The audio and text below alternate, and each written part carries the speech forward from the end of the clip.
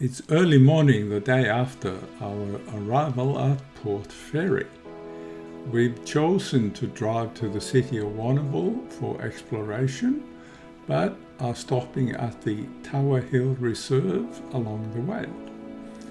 You may have noticed this big black circular depression in the land on the otherwise flat land in the overview from the previous video when we drove from Warrnambool to Point Fairy.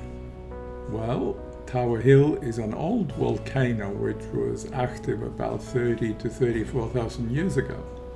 Based on found artifacts in this area, it was occupied by a group of original people well before that eruption, so it's clear that they had been here for a very long time. Now, the day before when we passed the turnoff into Tower Hill, I noticed the sign saying Tower Hill Game Reserve. As I haven't seen such a sign before, I automatically thought it had been reserved for hunters and shooters, but of course was put right very quickly by my traveling partners. The crater is around 614 hectares in size, or 1,520 acres. It is now a protected wetland for wild animals.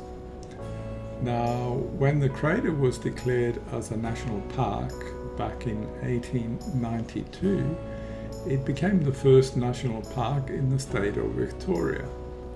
As we enter and descend into the crater, you will notice the crater wall on our right.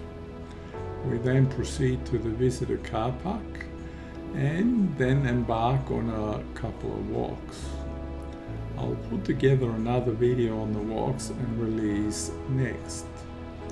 It's a fascinating place to visit given the fact that all around the land is pretty flat, and suddenly this hole appeared when Mother Earth became a bit irritated.